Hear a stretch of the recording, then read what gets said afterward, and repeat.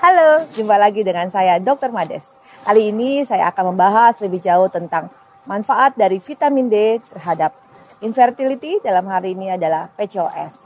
Nah, para pejuang garis 2, terutama yang PCOS, di mana ada mengalami 2 dari 3 gejala dari gangguan haid, tidak haid lebih dari 3 siklus, ataupun siklusnya lebih panjang dari 35 hari, atau ada gangguan hiperandrogen di mana ada penumbuhan kadar bulu-bulu halus ataupun jerawat ataupun kadar androgen yang lebih tinggi di darahnya, dan adanya gambaran dari sel telur yang kecil-kecil pada saat ultrasonografi sehingga dokternya mengatakan gambaran ovarium dengan gambaran PCOS, maka simak baik-baik video ini.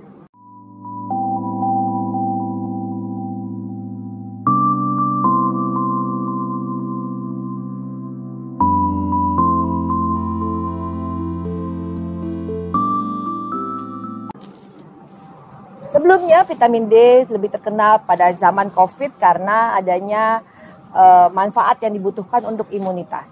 Namun belakangan, bahkan setelah jauh-jauh hari sebenarnya, telah diketahui bahwa manfaat vitamin D tidak hanya untuk imunitas, tapi juga untuk memperbaiki infertilitas. Dalam hal ini saya coba membahas lebih dalam tentang manfaatnya bagi metabolisme glukosa, dalam hal ini yang terkait dengan PCOS. Seperti kita ketahui bersama bahwa banyak dari para PCOS ini mengalami namanya resistensi insulin.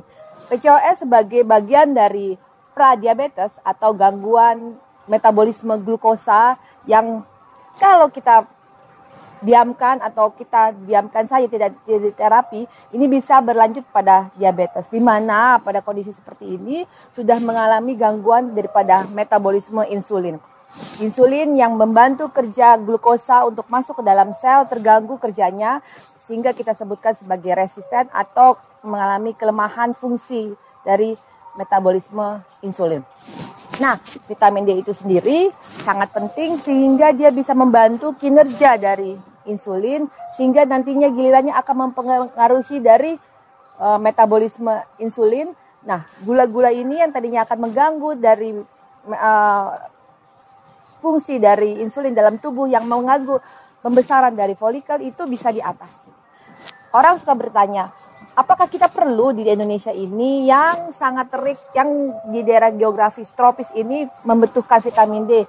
Jangan salah, ternyata 68-80% mengalami defisiensi daripada vitamin D. Berapa sih kadar vitamin D yang cukup untuk yang aman? Idealnya dikatakan sekitar 50 nanogram. Nah, apakah kita pasti perlu untuk memeriksanya? Melihat alangkah idealnya kalau kita periksa kadar vitamin D. Namun dengan data yang tadi saya paparkan bahwa sekitar 60-80% orang Indonesia mengalami defisien, terutama ini data yang diperoleh dari pasien-pasien mengalami infertilitas. Alangkah baiknya kalau kita mengkonsumsi vitamin D lebih awal. Nah, untuk pasien-pasien PCOS apalagi dengan kecenderungan insufisiensi kadar vitamin D, itu dianjurkan kadarnya untuk kita meminumnya sekitar 4.000 sampai 5.000 international unit per hari, atau dikatakan 50.000 international unit dalam 1 minggu selama 2 bulan atau 8 minggu. Nah, itu bisa kita evaluasi lagi dilihat kenaikannya. Idealnya di sekitar kadar 50 nanogram, dan kalau 30 sudah memiliki kadar insufisien atau kurang lebih 30, itu diberikan suplemen sekitar 20 international unit. Kalau sudah maintenance atau kadarnya sudah tercapai cukup 1.000 international unit. Apalagi para pejuang garis 2 yang terutama di daerah urban di mana aktivitas sehari-harinya adalah berangkat pagi, pulang malam sehingga paparan sinar mataharinya kurang. Ditambah lagi dengan bahwa ada teori bahwa kita yang memiliki kulit lebih gerap itu mengalami metabolisme yang lebih buruk untuk terhadap vitamin D, sehingga yang kita serap lebih sedikit. Berapa jam yang tepat? Banyak yang mengatakan takut siang-siang karena paparan kanker kulit. Nah, dosis yang paling tinggi yang bagus adalah sekitar jam 10 sampai jam 13. Nah, sekitar itulah seandainya ada waktu untuk berjemur pada jam makan siang, mungkin pada yang ibu-ibu bekerja atau sambil melakukan aktivitas pekerjaan rumah sekitar jam 10, itu paling disarankan untuk menambah asupan paparan natural dari vitamin D selain dari yang kita serap.